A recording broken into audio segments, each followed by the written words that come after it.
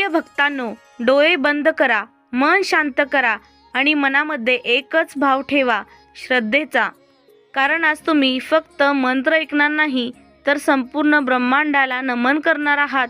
आज तुमची प्रार्थना या मंत्राद्वारे ब्रह्मांडात पोहोचणार आहे आणि आपले स्वामी समर्थ महाराज ब्रह्मांड नायक आहेत. स्वामींचा हा मंत्र कधीच खोटा विश्वास देत नाही. तुमच्या यशाकडे जाणारे सर्व दरवाजे सतत बंद होत असतील, मनामध्ये कायम निगेटिव्ह विचार राहत असतील, अनेक उपाय करून सुद्धा मनाला शांती मिळाली नाही, तर आज हा एक उपाय करून पहा. आजची 51 मिनिटे स्वतःसाठी काढा. लक्षात ठेवा, या मंत्राचा प्रभाव तेव्हाच आपल्या जीवनावर पडतो जेव्हा आपण हा संपूर्ण ऐकतो. अजिबात गडबड करू नका, व्हिडिओमध्येच स्किप करू नका. आज फक्त हा मंत्र ऐकत रहा. हा मंत्र जप करताना प्रत्येक मिनिटाला तुमचे मन हलके झाल्यासारखे वाटेल. आज नाही, उद्या नाही, पण एक ना एक दिवशी तुम्हाला या मंत्राचा प्रत्यय येणार आहे. फक्त तुम्ही हा व्हिडिओमध्ये स्किप करू नका, संपूर्ण हा मंत्र ऐकत रहा. फक्त एकदा कमेंट बॉक्समध्ये श्री स्वामी समर्थ टाईप करा आणि आपली उपस्थिती नोंदवा. जेव्हा कोणती व्यक्ती संपूर्ण मनाने हा मंत्र ऐकते, तेव्हा त्याच्या मनातील आत्मविश्वास वाढतो. आज तुम्हालाही व्हिडिओला लाईक करायचा आहे, चॅनलला सबस्क्राईब करायचं आहे. प्रिय भक्तांनो, तयार व्हा, कारण आता मंत्र सुरू होत आहे.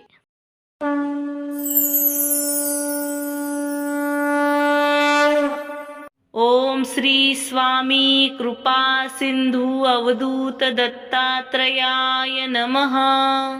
ओम श्री स्वामी कृपा सिंधु अवधूत दत्तात्रयाय नमः. ओम श्री स्वामी कृपा सिंधु अवधूत दत्तात्रयाय नमः. ओम श्री स्वामी कृपा सिंधु अवधूत दत्तात्रयाय नमः. ओम श्री स्वामी कृपा सिंधु अवधूत दत्तात्रयाय नमः. ओम श्री स्वामी कृपा सिंधु अवधूत दत्तात्रयाय नमः. ओम श्री स्वामी कृपा सिंधु अवधूत दत्तात्रयाय नमः. ओम श्री स्वामी कृपा सिंधु अवधूत दत्तात्रयाय नमः.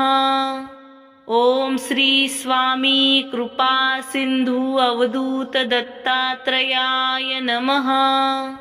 ओम श्री स्वामी कृपा सिंधु अवधूत दत्तात्रयाय नमः. ओम श्री स्वामी कृपा सिंधु अवधूत दत्तात्रयाय नमः. ओम श्री स्वामी कृपा सिंधु अवधूत दत्तात्रयाय नमः. ओम श्री स्वामी कृपा सिंधु अवधूत दत्तात्रयाय नमः. ओम श्री स्वामी कृपा सिंधु अवधूत दत्तात्रयाय नमः. ओम श्री स्वामी कृपा सिंधु अवधूत दत्तात्रयाय नमः. ओम श्री स्वामी कृपा सिंधु अवधूत दत्तात्रयाय नमः. ओम श्री स्वामी कृपा सिंधु अवधूत दत्तात्रयाय नमः. ओम श्री स्वामी कृपा सिंधु अवधूत दत्तात्रयाय नमः. ओम श्री स्वामी कृपा सिंधु अवधूत दत्तात्रयाय नमः. ओम श्री स्वामी कृपा सिंधु अवधूत दत्तात्रयाय नमः. ओम श्री स्वामी कृपा सिंधु अवधूत दत्तात्रयाय नमः. ओम श्री स्वामी कृपा सिंधु अवधूत दत्तात्रयाय नमः. ओम श्री स्वामी कृपा सिंधु अवधूत दत्तात्रयाय नमः. ओम श्री स्वामी कृपा सिंधु अवधूत दत्तात्रयाय नमः. ओम श्री स्वामी कृपा सिंधु अवधूत दत्तात्रयाय नमः. ओम श्री स्वामी कृपा सिंधु अवधूत दत्तात्रेयाय नमः। ओम श्री स्वामी कृपा सिंधु अवधूत दत्तात्रेयाय नमः। ओम श्री स्वामी कृपा सिंधु अवधूत दत्तात्रेयाय नमः। ओम श्री स्वामी कृपा सिंधु अवधूत दत्तात्रेयाय नमः। ओम श्री स्वामी कृपा सिंधु अवधूत दत्तात्रेयाय नमः। ओम श्री स्वामी कृपा सिंधु अवधूत दत्तात्रेयाय नमः। ओम श्री स्वामी कृपा सिंधु अवधूत दत्तात्रेयाय नमः। ओम श्री स्वामी कृपा सिंधु अवधूत दत्तात्रेयाय नमः। ओम श्री स्वामी कृपा सिंधु अवधूत दत्तात्रेयाय नमः। ओम श्री स्वामी कृपा सिंधु अवधूत दत्तात्रेयाय नमः। ओम श्री स्वामी कृपा सिंधु अवधूत दत्तात्रेयाय नमः। ओम श्री स्वामी कृपा सिंधु अवधूत दत्तात्रेयाय नमः। ओम श्री स्वामी कृपा सिंधु अवधूत दत्तात्रेयाय नमः। ओम श्री स्वामी कृपा सिंधु अवधूत दत्तात्रेयाय नमः। ओम श्री स्वामी कृपा सिंधु अवधूत दत्तात्रेयाय नमः। ओम श्री स्वामी कृपा सिंधु अवधूत दत्तात्रेयाय नमः। ओम श्री स्वामी कृपा सिंधु अवधूत दत्तात्रेयाय नमः। ओम श्री स्वामी कृपा सिंधु अवधूत दत्तात्रेयाय नमः। ओम श्री स्वामी कृपा सिंधु अवधूत दत्तात्रेयाय नमः। ओम श्री स्वामी कृपा सिंधु अवधूत दत्तात्रेयाय नमः। ओम श्री स्वामी कृपा सिंधु अवधूत दत्तात्रेयाय नमः। ओम श्री स्वामी कृपा सिंधु अवधूत दत्तात्रेयाय नमः। ओम श्री स्वामी कृपा सिंधु अवधूत दत्तात्रेयाय नमः। ओम श्री स्वामी कृपा सिंधु अवधूत दत्तात्रेयाय नमः। ओम श्री स्वामी कृपा सिंधु अवधूत दत्तात्रेयाय नमः। ओम श्री स्वामी कृपा सिंधु अवधूत दत्तात्रेयाय नमः। ओम श्री स्वामी कृपा सिंधु अवधूत दत्तात्रेयाय नमः। ओम श्री स्वामी कृपा सिंधु अवधूत दत्तात्रेयाय नमः। ओम श्री स्वामी कृपा सिंधु अवधूत दत्तात्रेयाय नमः। ओम श्री स्वामी कृपा सिंधु अवधूत दत्तात्रेयाय नमः। ओम श्री स्वामी कृपा सिंधु अवधूत दत्तात्रेयाय नमः। ओम श्री स्वामी कृपा सिंधु अवधूत दत्तात्रेयाय नमः। ओम श्री स्वामी कृपा सिंधु अवधूत दत्तात्रेयाय नमः। ओम श्री स्वामी कृपा सिंधु अवधूत दत्तात्रेयाय नमः। ओम श्री स्वामी कृपा सिंधु अवधूत दत्तात्रेयाय नमः।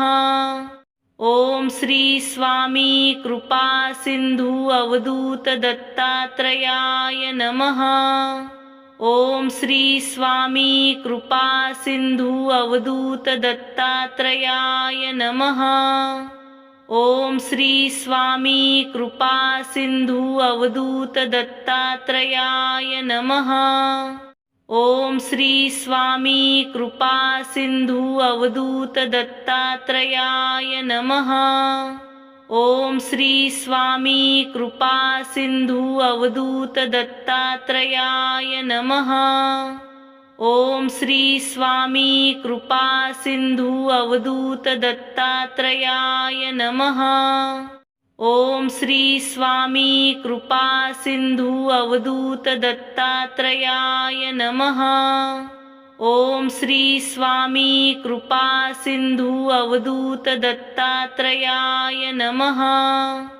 ओम श्री स्वामी कृपा सिंधु अवधूत दत्तात्रेयाय नमः। ओम श्री स्वामी कृपा सिंधु अवधूत दत्तात्रेयाय नमः। ओम श्री स्वामी कृपा सिंधु अवधूत दत्तात्रेयाय नमः। ओम श्री स्वामी कृपा सिंधु अवधूत दत्तात्रेयाय नमः। ओम श्री स्वामी कृपा सिंधु अवधूत दत्तात्रेयाय नमः।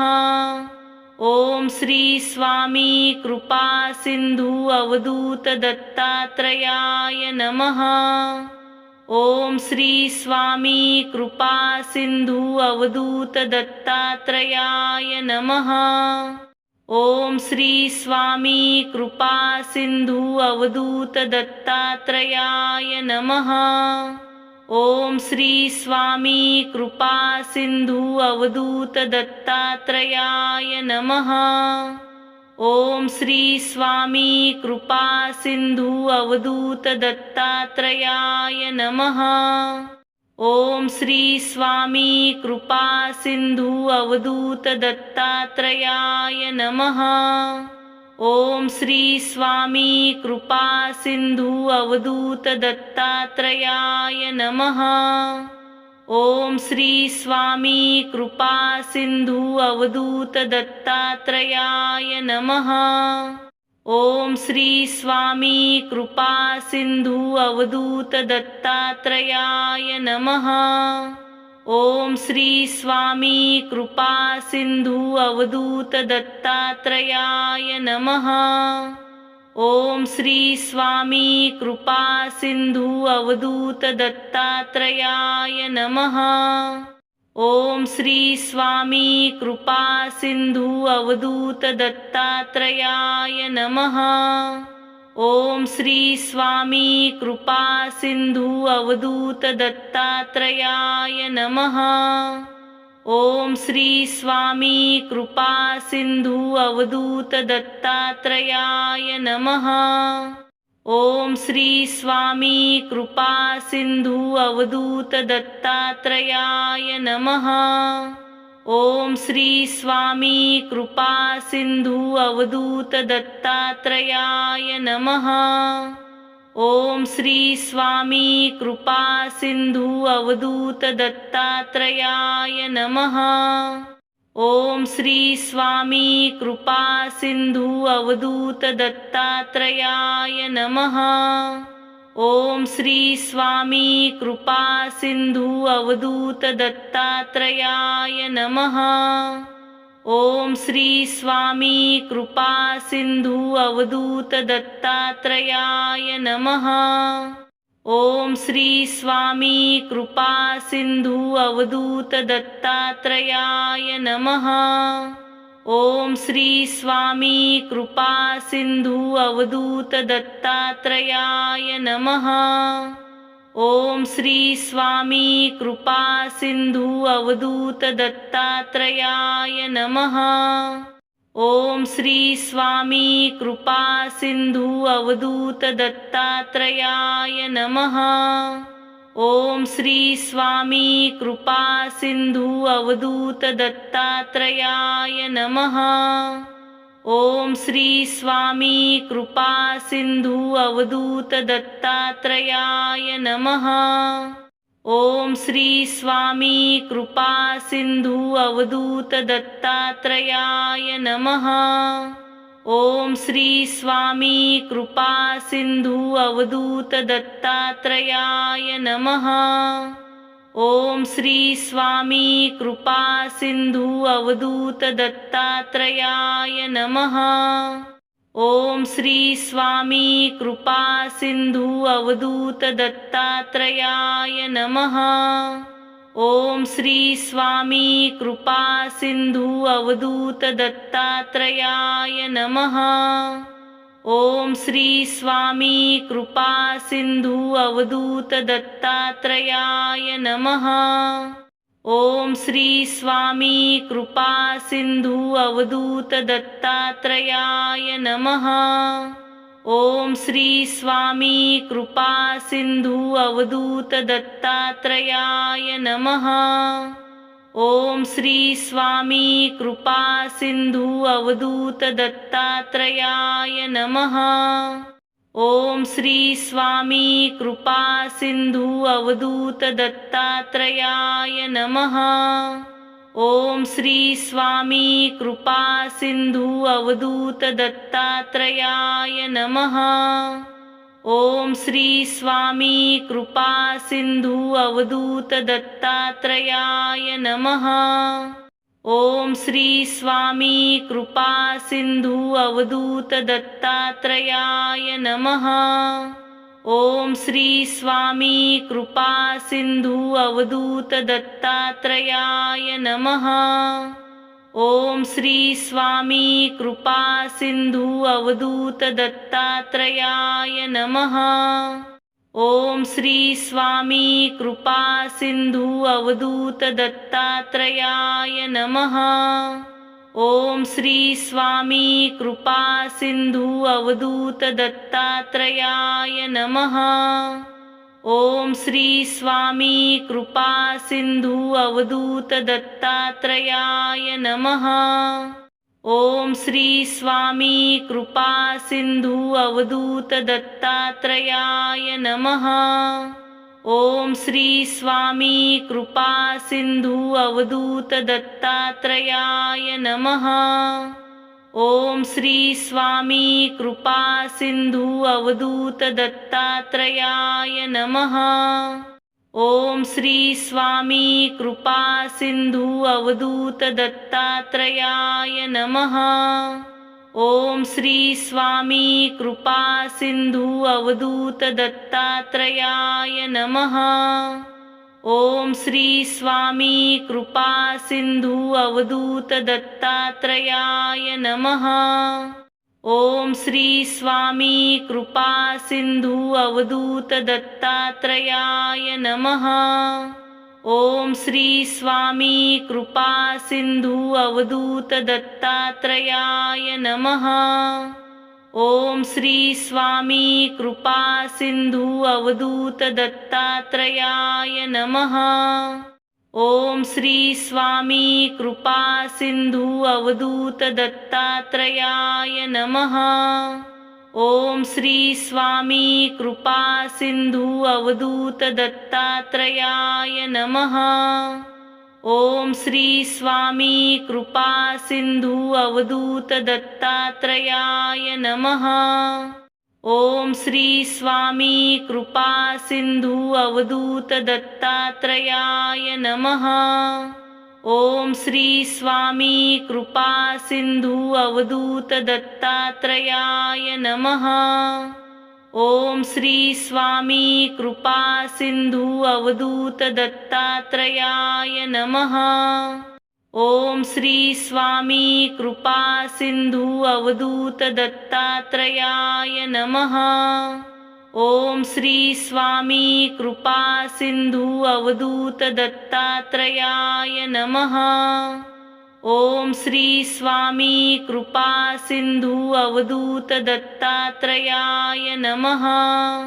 ओम श्री स्वामी कृपा सिंधु अवधूत दत्तात्रेयाय नमः। ओम श्री स्वामी कृपा सिंधु अवधूत दत्तात्रेयाय नमः। ओम श्री स्वामी कृपा सिंधु अवधूत दत्तात्रेयाय नमः। ओम श्री स्वामी कृपा सिंधु अवधूत दत्तात्रेयाय नमः। ओम श्री स्वामी कृपा सिंधु अवधूत दत्तात्रेयाय नमः। ओम श्री स्वामी कृपा सिंधु अवधूत दत्तात्रेयाय नमः। ओम श्री स्वामी कृपा सिंधु अवधूत दत्तात्रेयाय नमः। ओम श्री स्वामी कृपा सिंधु अवधूत दत्तात्रेयाय नमः। ओम श्री स्वामी कृपा सिंधु अवधूत दत्तात्रेयाय नमः। ओम श्री स्वामी कृपा सिंधु अवधूत दत्तात्रेयाय नमः। ओम श्री स्वामी कृपा सिंधु अवधूत दत्तात्रेयाय नमः। ओम श्री स्वामी कृपा सिंधु अवधूत दत्तात्रेयाय नमः। ओम श्री स्वामी कृपा सिंधु अवधूत दत्तात्रेयाय नमः। ओम श्री स्वामी कृपा सिंधु अवधूत दत्तात्रेयाय नमः। ओम श्री स्वामी कृपा सिंधु अवधूत दत्तात्रेयाय नमः। ओम श्री स्वामी कृपा सिंधु अवधूत दत्तात्रेयाय नमः। ओम श्री स्वामी कृपा सिंधु अवधूत दत्तात्रेयाय नमः। ओम श्री स्वामी कृपा सिंधु अवधूत दत्तात्रेयाय नमः। ओम श्री स्वामी कृपा सिंधु अवधूत दत्तात्रेयाय नमः। ओम श्री स्वामी कृपा सिंधु अवधूत दत्तात्रेयाय नमः। ओम श्री स्वामी कृपा सिंधु अवधूत दत्तात्रेयाय नमः। ओम श्री स्वामी कृपा सिंधु अवधूत दत्तात्रेयाय नमः। ओम श्री स्वामी कृपा सिंधु अवधूत दत्तात्रेयाय नमः। ओम श्री स्वामी कृपा सिंधु अवधूत दत्तात्रेयाय नमः। ओम श्री स्वामी कृपा सिंधु अवधूत दत्तात्रेयाय नमः। ओम श्री स्वामी कृपा सिंधु अवधूत दत्तात्रेयाय नमः। ओम श्री स्वामी कृपा सिंधु अवधूत दत्तात्रेयाय नमः। ओम श्री स्वामी कृपा सिंधु अवधूत दत्तात्रेयाय नमः। ओम श्री स्वामी कृपा सिंधु अवधूत दत्तात्रेयाय नमः। ओम श्री स्वामी कृपा सिंधु अवधूत दत्तात्रेयाय नमः। ओम श्री स्वामी कृपा सिंधु अवधूत दत्तात्रेयाय नमः। ओम श्री स्वामी कृपा सिंधु अवधूत दत्तात्रेयाय नमः। ओम श्री स्वामी कृपा सिंधु अवधूत दत्तात्रेयाय नमः। ओम श्री स्वामी कृपा सिंधु अवधूत दत्तात्रेयाय नमः। ओम श्री स्वामी कृपा सिंधु अवधूत दत्तात्रेयाय नमः। ओम श्री स्वामी कृपा सिंधु अवधूत दत्तात्रेयाय नमः। ओम श्री स्वामी कृपा सिंधु अवधूत दत्तात्रेयाय नमः। ओम श्री स्वामी कृपा सिंधु अवधूत दत्तात्रेयाय नमः। ओम श्री स्वामी कृपा सिंधु अवधूत दत्तात्रेयाय नमः।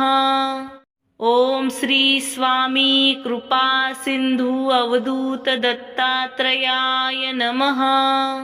ओम श्री स्वामी कृपा सिंधु अवधूत दत्तात्रेयाय नमः। ओम श्री स्वामी कृपा सिंधु अवधूत दत्तात्रेयाय नमः। ओम श्री स्वामी कृपा सिंधु अवधूत दत्तात्रेयाय नमः। ओम श्री स्वामी कृपा सिंधु अवधूत दत्तात्रेयाय नमः। ओम श्री स्वामी कृपा सिंधु अवधूत दत्तात्रेयाय नमः। ओम श्री स्वामी कृपा सिंधु अवधूत दत्तात्रेयाय नमः। ओम श्री स्वामी कृपा सिंधु अवधूत दत्तात्रेयाय नमः। ओम श्री स्वामी कृपा सिंधु अवधूत दत्तात्रेयाय नमः। ओम श्री स्वामी कृपा सिंधु अवधूत दत्तात्रेयाय नमः। ओम श्री स्वामी कृपा सिंधु अवधूत दत्तात्रेयाय नमः। ओम श्री स्वामी कृपा सिंधु अवधूत दत्तात्रेयाय नमः। ओम श्री स्वामी कृपा सिंधु अवधूत दत्तात्रेयाय नमः। ओम श्री स्वामी कृपा सिंधु अवधूत दत्तात्रेयाय नमः। ओम श्री स्वामी कृपा सिंधु अवधूत दत्तात्रेयाय नमः। ओम श्री स्वामी कृपा सिंधु अवधूत दत्तात्रेयाय नमः। ओम श्री स्वामी कृपा सिंधु अवधूत दत्तात्रेयाय नमः। ओम श्री स्वामी कृपा सिंधु अवधूत दत्तात्रेयाय नमः। ओम श्री स्वामी कृपा सिंधु अवधूत दत्तात्रेयाय नमः।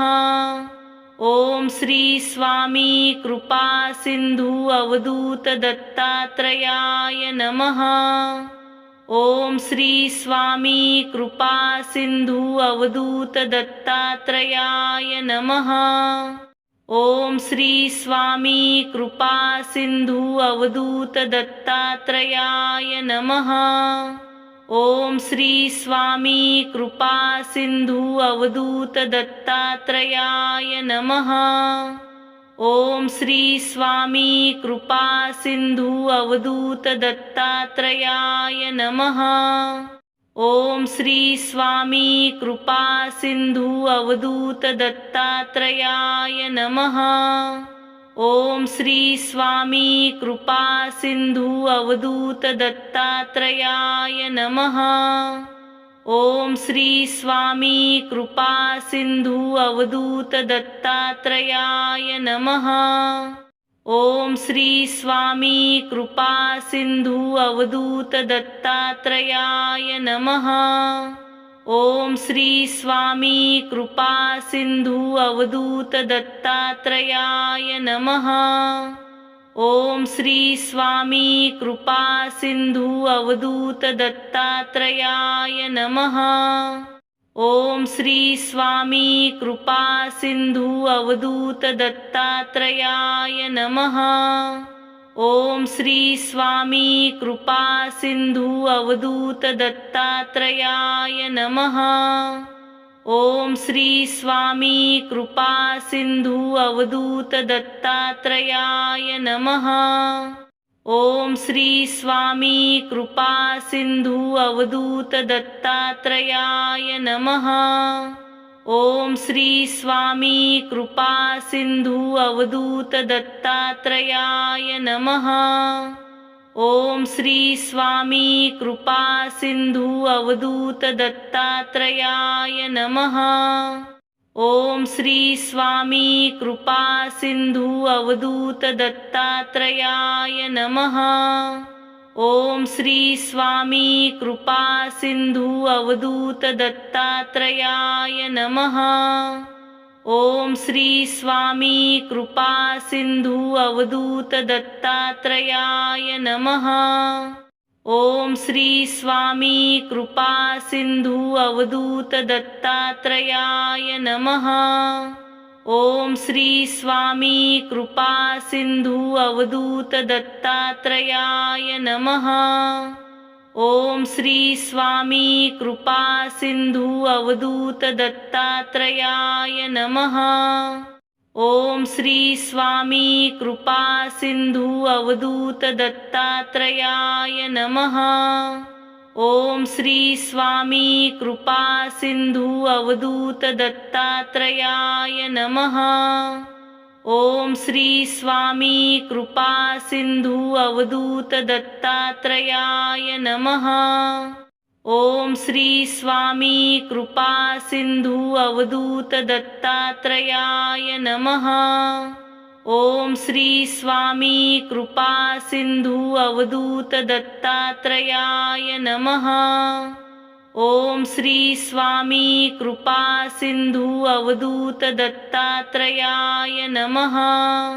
ओम श्री स्वामी कृपा सिंधु अवधूत दत्तात्रेयाय नमः। ओम श्री स्वामी कृपा सिंधु अवधूत दत्तात्रेयाय नमः। ओम श्री स्वामी कृपा सिंधु अवधूत दत्तात्रेयाय नमः। ओम श्री स्वामी कृपा सिंधु अवधूत दत्तात्रेयाय नमः। ओम श्री स्वामी कृपा सिंधु अवधूत दत्तात्रेयाय नमः। ओम श्री स्वामी कृपा सिंधु अवधूत दत्तात्रेयाय नमः। ओम श्री स्वामी कृपा सिंधु अवधूत दत्तात्रेयाय नमः। ओम श्री स्वामी कृपा सिंधु अवधूत दत्तात्रेयाय नमः। ओम श्री स्वामी कृपा सिंधु अवधूत दत्तात्रेयाय नमः। ओम श्री स्वामी कृपा सिंधु अवधूत दत्तात्रेयाय नमः। ओम श्री स्वामी कृपा सिंधु अवधूत दत्तात्रेयाय नमः। ओम श्री स्वामी कृपा सिंधु अवधूत दत्तात्रेयाय नमः। ओम श्री स्वामी कृपा सिंधु अवधूत दत्तात्रेयाय नमः। ओम श्री स्वामी कृपा सिंधु अवधूत दत्तात्रेयाय नमः। ओम श्री स्वामी कृपा सिंधु अवधूत दत्तात्रेयाय नमः। ओम श्री स्वामी कृपा सिंधु अवधूत दत्तात्रेयाय नमः। ओम श्री स्वामी कृपा सिंधु अवधूत दत्तात्रेयाय नमः। ओम श्री स्वामी कृपा सिंधु अवधूत दत्तात्रेयाय नमः। ओम श्री स्वामी कृपा सिंधु अवधूत दत्तात्रेयाय नमः। ओम श्री स्वामी कृपा सिंधु अवधूत दत्तात्रेयाय नमः। ओम श्री स्वामी कृपा सिंधु अवधूत दत्तात्रेयाय नमः। ओम श्री स्वामी कृपा सिंधु अवधूत दत्तात्रेयाय नमः। ओम श्री स्वामी कृपा सिंधु अवधूत दत्तात्रेयाय नमः। ओम श्री स्वामी कृपा सिंधु अवधूत दत्तात्रेयाय नमः। ओम श्री स्वामी कृपा सिंधु अवधूत दत्तात्रेयाय नमः। ओम श्री स्वामी कृपा सिंधु अवधूत दत्तात्रेयाय नमः। ओम श्री स्वामी कृपा सिंधु अवधूत दत्तात्रेयाय नमः। ओम श्री स्वामी कृपा सिंधु अवधूत दत्तात्रेयाय नमः। ओम श्री स्वामी कृपा सिंधु अवधूत दत्तात्रेयाय नमः। ओम श्री स्वामी कृपा सिंधु अवधूत दत्तात्रेयाय नमः। ओम श्री स्वामी कृपा सिंधु अवधूत दत्तात्रेयाय नमः। ओम श्री स्वामी कृपा सिंधु अवधूत दत्तात्रेयाय नमः। ओम श्री स्वामी कृपा सिंधु अवधूत दत्तात्रेयाय नमः। ओम श्री स्वामी कृपा सिंधु अवधूत दत्तात्रेयाय नमः। ओम श्री स्वामी कृपा सिंधु अवधूत दत्तात्रेयाय नमः। ओम श्री स्वामी कृपा सिंधु अवधूत दत्तात्रेयाय नमः। ओम श्री स्वामी कृपा सिंधु अवधूत दत्तात्रेयाय नमः। ओम श्री स्वामी कृपा सिंधु अवधूत दत्तात्रेयाय नमः। ओम श्री स्वामी कृपा सिंधु अवधूत दत्तात्रेयाय नमः। ओम श्री स्वामी कृपा सिंधु अवधूत दत्तात्रेयाय नमः। ओम श्री स्वामी कृपा सिंधु अवधूत दत्तात्रेयाय नमः। ओम श्री स्वामी कृपा सिंधु अवधूत दत्तात्रेयाय नमः। ओम श्री स्वामी कृपा सिंधु अवधूत दत्तात्रेयाय नमः। ओम श्री स्वामी कृपा सिंधु अवधूत दत्तात्रेयाय नमः। ओम श्री स्वामी कृपा सिंधु अवधूत दत्तात्रेयाय नमः। ओम श्री स्वामी कृपा सिंधु अवधूत दत्तात्रेयाय नमः। ओम श्री स्वामी कृपा सिंधु अवधूत दत्तात्रेयाय नमः। ओम श्री स्वामी कृपा सिंधु अवधूत दत्तात्रेयाय नमः। ओम श्री स्वामी कृपा सिंधु अवधूत दत्तात्रेयाय नमः। ओम श्री स्वामी कृपा सिंधु अवधूत दत्तात्रेयाय नमः। ओम श्री स्वामी कृपा सिंधु अवधूत दत्तात्रेयाय नमः। ओम श्री स्वामी कृपा सिंधु अवधूत दत्तात्रेयाय नमः। ओम श्री स्वामी कृपा सिंधु अवधूत दत्तात्रेयाय नमः। ओम श्री स्वामी कृपा सिंधु अवधूत दत्तात्रेयाय नमः। ओम श्री स्वामी कृपा सिंधु अवधूत दत्तात्रेयाय नमः। ओम श्री स्वामी कृपा सिंधु अवधूत दत्तात्रेयाय नमः। ओम श्री स्वामी कृपा सिंधु अवधूत दत्तात्रेयाय नमः।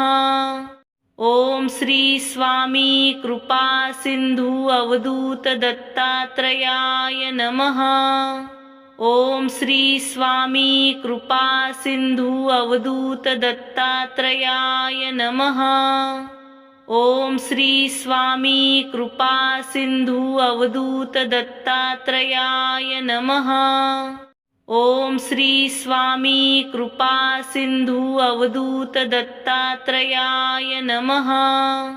ओम श्री स्वामी कृपा सिंधु अवधूत दत्तात्रेयाय नमः। ओम श्री स्वामी कृपा सिंधु अवधूत दत्तात्रेयाय नमः। ओम श्री स्वामी कृपा सिंधु अवधूत दत्तात्रेयाय नमः। ओम श्री स्वामी कृपा सिंधु अवधूत दत्तात्रेयाय नमः। ओम श्री स्वामी कृपा सिंधु अवधूत दत्तात्रेयाय नमः। ओम श्री स्वामी कृपा सिंधु अवधूत दत्तात्रेयाय नमः। ओम श्री स्वामी कृपा सिंधु अवधूत दत्तात्रेयाय नमः। ओम श्री स्वामी कृपा सिंधु अवधूत दत्तात्रेयाय नमः। ओम श्री स्वामी कृपा सिंधु अवधूत दत्तात्रेयाय नमः। ओम श्री स्वामी कृपा सिंधु अवधूत दत्तात्रेयाय नमः।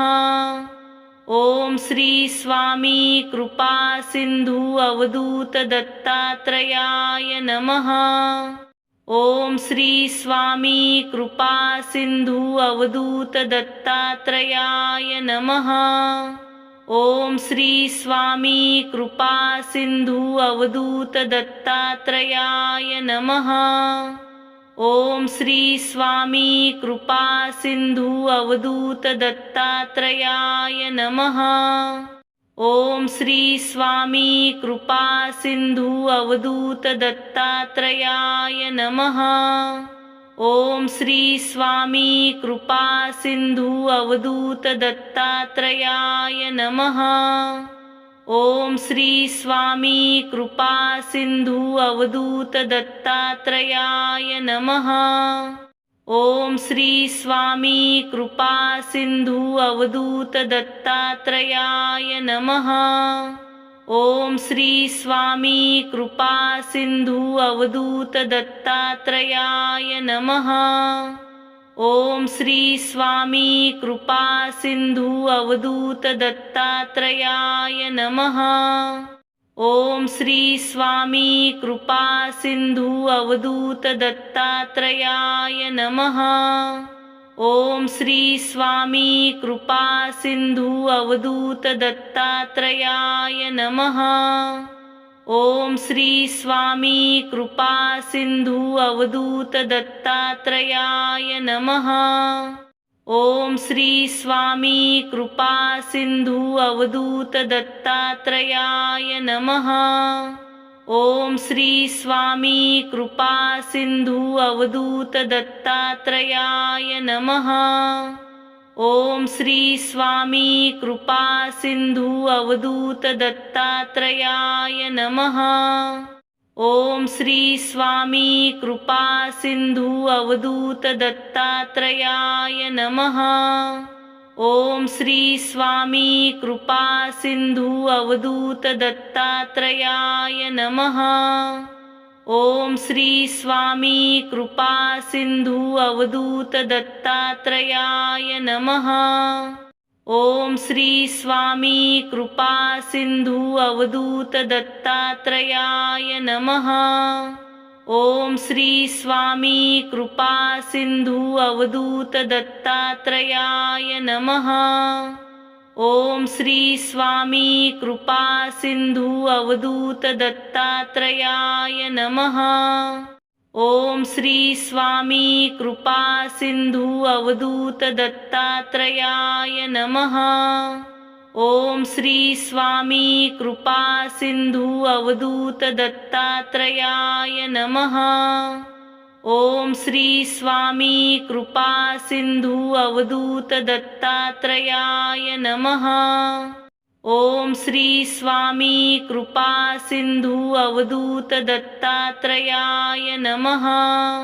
ओम श्री स्वामी कृपा सिंधु अवधूत दत्तात्रेयाय नमः।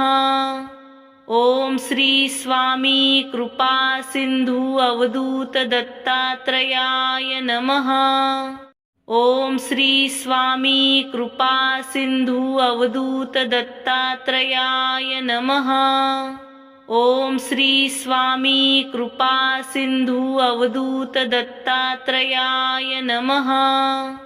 ओम श्री स्वामी कृपा सिंधु अवधूत दत्तात्रेयाय नमः। ओम श्री स्वामी कृपा सिंधु अवधूत दत्तात्रेयाय नमः। ओम श्री स्वामी कृपा सिंधु अवधूत दत्तात्रेयाय नमः। ओम श्री स्वामी कृपा सिंधु अवधूत दत्तात्रेयाय नमः। ओम श्री स्वामी कृपा सिंधु अवधूत दत्तात्रेयाय नमः।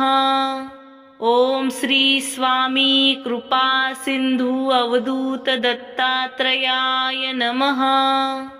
ओम श्री स्वामी कृपा सिंधु अवधूत दत्तात्रेयाय नमः।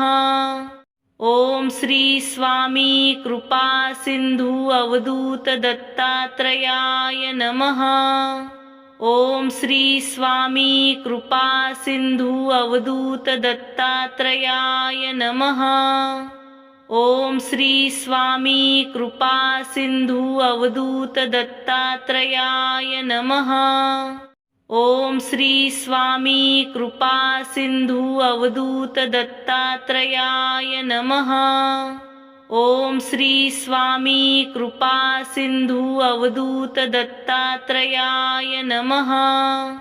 ओम श्री स्वामी कृपा सिंधु अवधूत दत्तात्रेयाय नमः। ओम श्री स्वामी कृपा सिंधु अवधूत दत्तात्रेयाय नमः। ओम श्री स्वामी कृपा सिंधु अवधूत दत्तात्रेयाय नमः। ओम श्री स्वामी कृपा सिंधु अवधूत दत्तात्रेयाय नमः। ओम श्री स्वामी कृपा सिंधु अवधूत दत्तात्रेयाय नमः। ओम श्री स्वामी कृपा सिंधु अवधूत दत्तात्रेयाय नमः। ओम श्री स्वामी कृपा सिंधु अवधूत दत्तात्रेयाय नमः। ओम श्री स्वामी कृपा सिंधु अवधूत दत्तात्रेयाय नमः। ओम श्री स्वामी कृपा सिंधु अवधूत दत्तात्रेयाय नमः। ओम श्री स्वामी कृपा सिंधु अवधूत दत्तात्रेयाय नमः। ओम श्री स्वामी कृपा सिंधु अवधूत दत्तात्रेयाय नमः।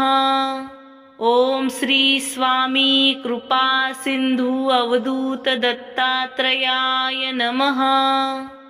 ओम श्री स्वामी कृपा सिंधु अवधूत दत्तात्रेयाय नमः।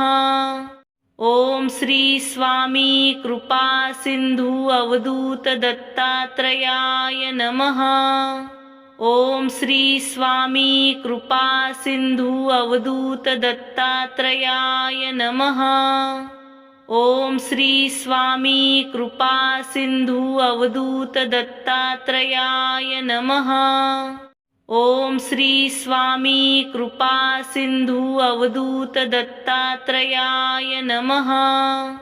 ओम श्री स्वामी कृपा सिंधु अवधूत दत्तात्रेयाय नमः। ओम श्री स्वामी कृपा सिंधु अवधूत दत्तात्रेयाय नमः। ओम श्री स्वामी कृपा सिंधु अवधूत दत्तात्रेयाय नमः। ओम श्री स्वामी कृपा सिंधु अवधूत दत्तात्रेयाय नमः। ओम श्री स्वामी कृपा सिंधु अवधूत दत्तात्रेयाय नमः। ओम श्री स्वामी कृपा सिंधु अवधूत दत्तात्रेयाय नमः। ओम श्री स्वामी कृपा सिंधु अवधूत दत्तात्रेयाय नमः। ओम श्री स्वामी कृपा सिंधु अवधूत दत्तात्रेयाय नमः। ओम श्री स्वामी कृपा सिंधु अवधूत दत्तात्रेयाय नमः। ओम श्री स्वामी कृपा सिंधु अवधूत दत्तात्रेयाय नमः। ओम श्री स्वामी कृपा सिंधु अवधूत दत्तात्रेयाय नमः।